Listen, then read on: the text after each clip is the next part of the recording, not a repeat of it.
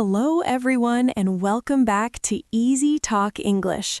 No matter where you're listening from today, at home, on the bus, or during a short break at work, we're really happy you're here with us. Take a deep breath, relax a little, and enjoy learning real English together.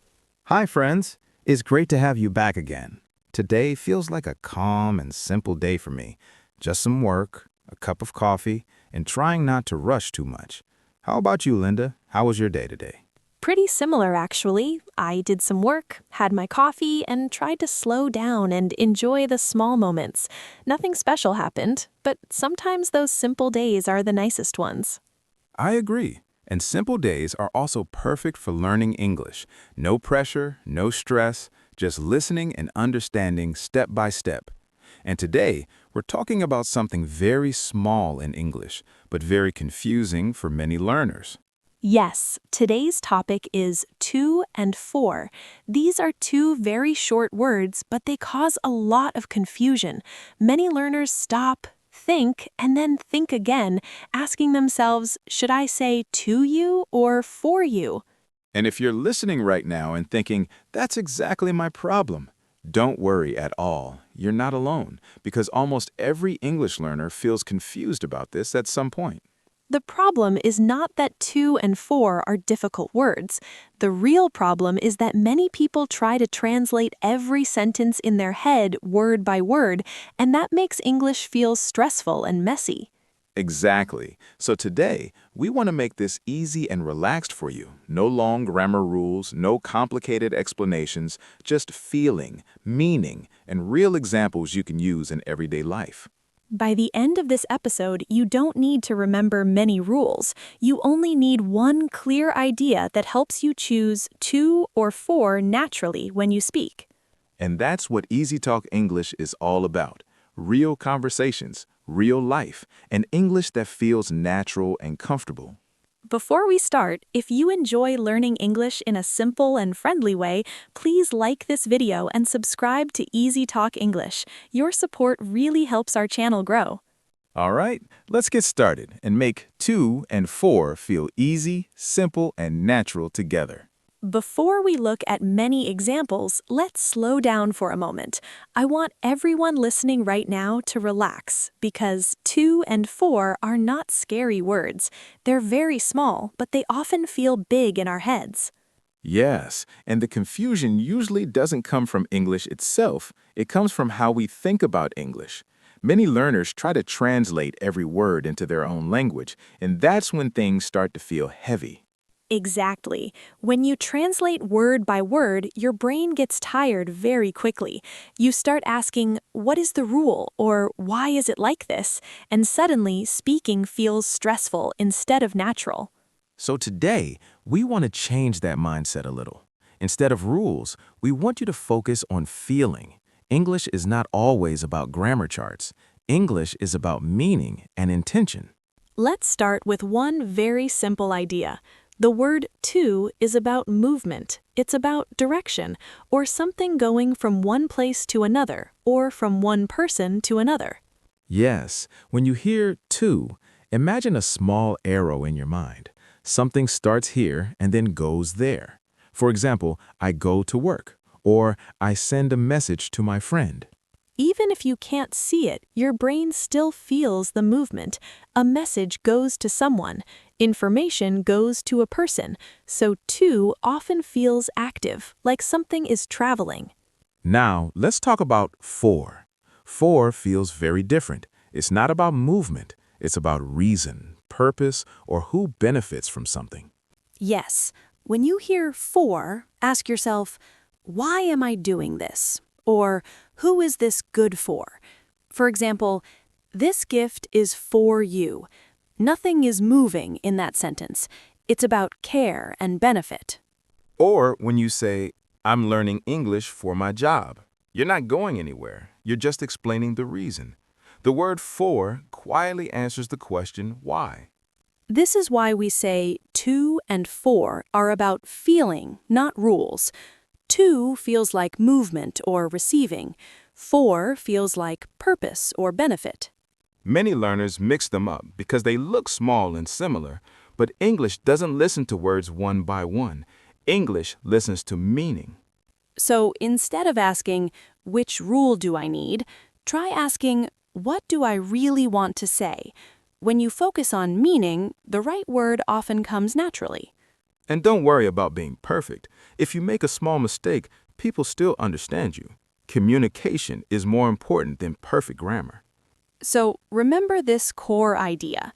To is about movement, direction, or receiving. For is about reason, purpose, or benefit. That's all you need right now. Keep this feeling in your mind, and in the next parts, we'll use many real-life examples to help this idea feel natural and easy. Now let's move into the most common and friendly use of the word to. This is the part many learners understand first because it's very visual and very natural. To is often about direction, about where you're going. Yes, when you use to with places, you can almost see the movement in your head.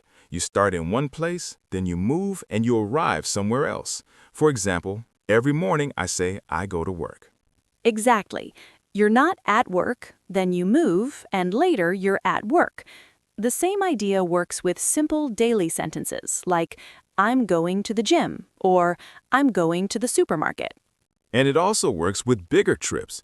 You can say, I'm traveling to another country, or we're flying to Japan next month. The distance doesn't matter. The feeling is still movement. A very helpful tip is this. If you can draw a small arrow in your mind from here to there, then to is usually the right choice. No grammar book needed, just that arrow. Now let's talk about to with people, because this is where many learners start to feel unsure. But the idea is still the same. Something moves, and this time it moves to a person. For example, I gave the keys to my sister. The keys were with you, and now your sister has them. You can clearly see the movement from one person to another. Yes, or she sent a message to her boss. You can't see the message, but your brain still feels it moving. It goes from her phone or computer to her boss. And this is very important. To is not only for physical things like keys or gifts, it's also for invisible things like messages, ideas, or information. Exactly. For example, can you explain this to me? The explanation moves from the speaker to the listener. The idea travels, even if we can't touch it. You can hear the same feeling in sentences like, I talked to him yesterday, or please don't say that to her. Words move from one person to another. So when you're not sure, ask yourself one simple question. Is something moving from one place or person to another place or person? If the answer is yes, to is usually correct. It doesn't matter if the movement is physical, like walking, or invisible, like sending a message or giving advice. This is why to feels very active. It connects the action with a destination, and that destination can be a place or a person. Let's look at a few everyday examples together. I'm going to the office. That's movement to a place. I sent the email to my manager. That's movement to a person. And here's another one.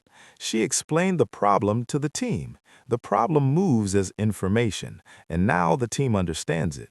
So remember, don't overthink it. Just look for the movement. If you can feel or imagine something going from here to there, to will usually sound natural. Keep this idea in mind because in the next part, we'll show you another use of to that many learners find confusing, but is actually very common in daily English. Now we're going to talk about a use of to that often makes learners stop and think too much. This is when to comes before a verb, and it's very common in daily English. Yes, and this is where many people feel confused because there is no movement and no direction, so they ask themselves, why is there a to here? The most important thing to remember is this. In these cases, to is not about direction.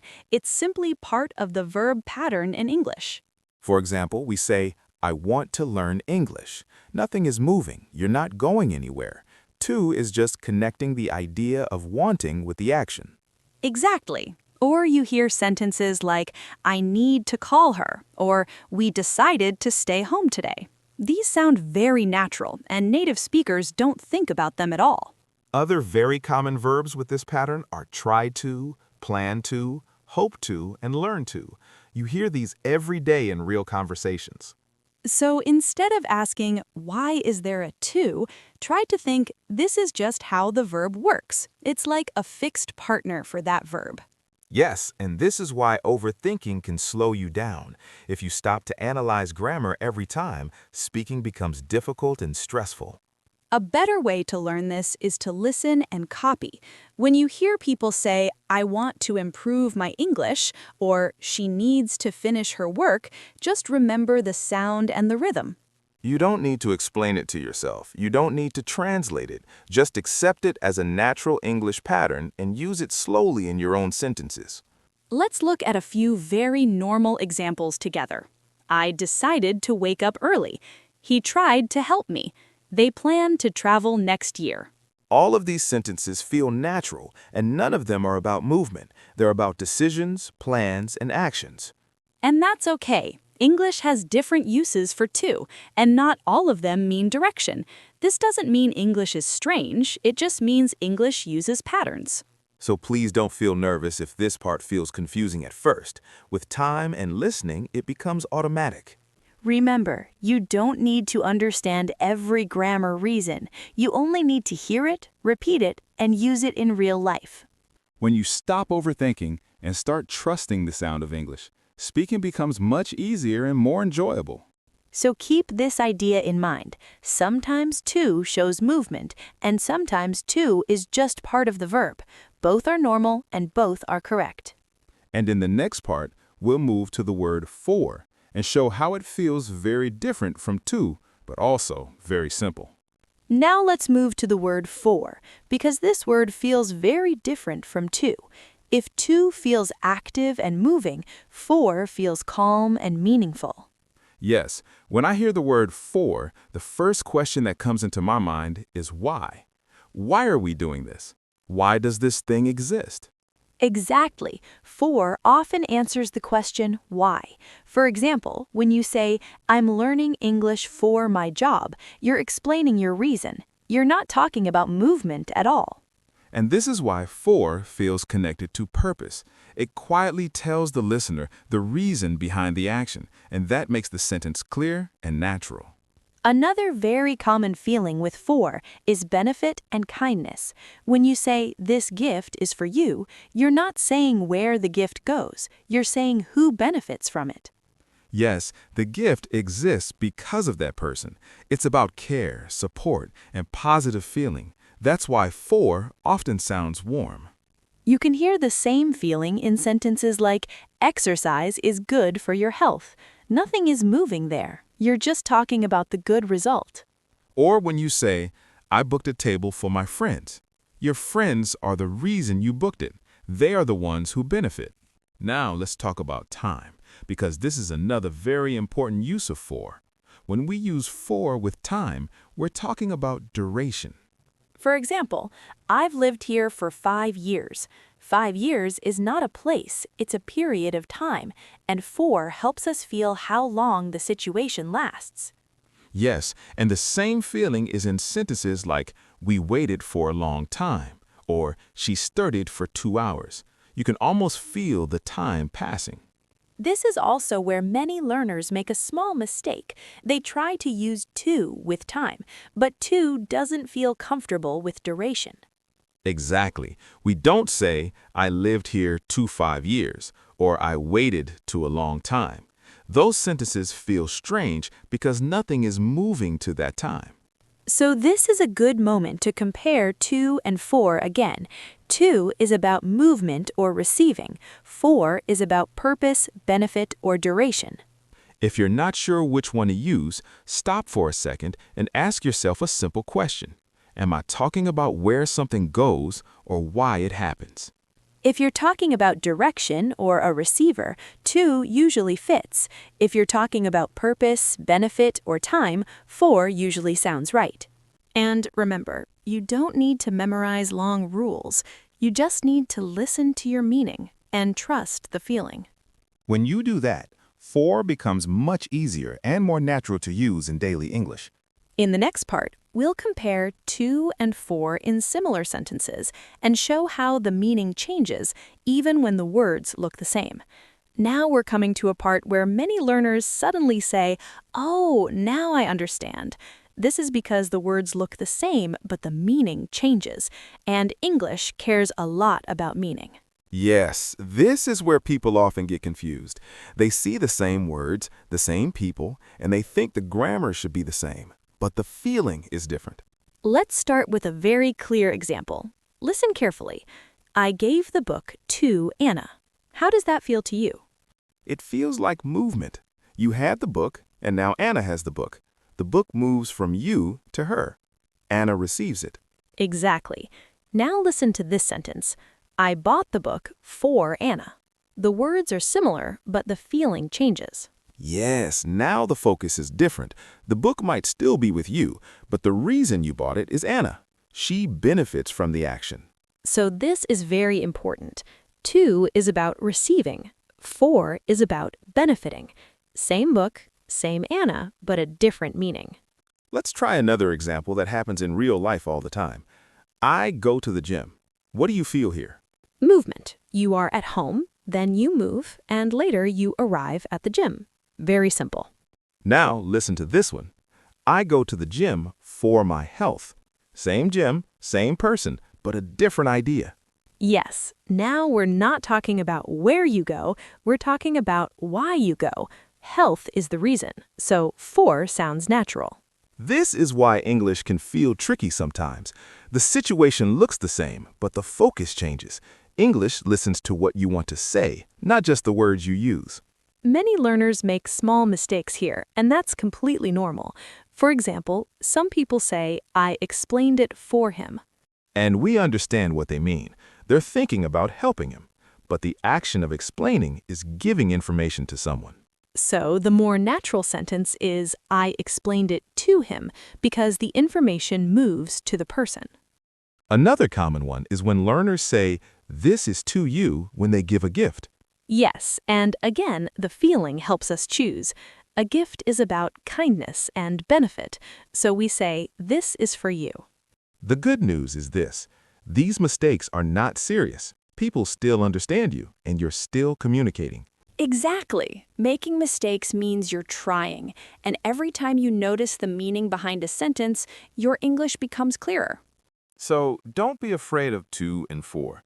Slow down, listen to your meaning, and ask yourself one simple question. Is someone receiving something, or is someone benefiting from it? That question can guide you very naturally. And with practice, this choice becomes automatic. You stop thinking about rules, and you start speaking with confidence.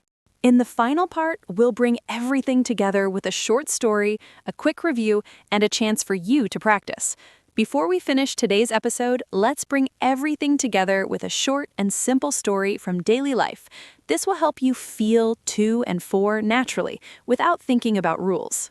Sure. Yesterday was a busy but nice day for me. In the morning, I went to work a little earlier than usual, and later I decided to stop by a small shop near my office. Oh, really? What did you do there? I bought a small gift for my sister because it's her birthday this week. After work, I went to her place and gave the gift to her in person. That's a perfect example. You bought the gift for your sister because she benefits, and then you gave the gift to her so she received it. Exactly. And before I arrived, I sent a message to her to say I was coming. The message moved to her phone, so again, to feels right. And later in the evening?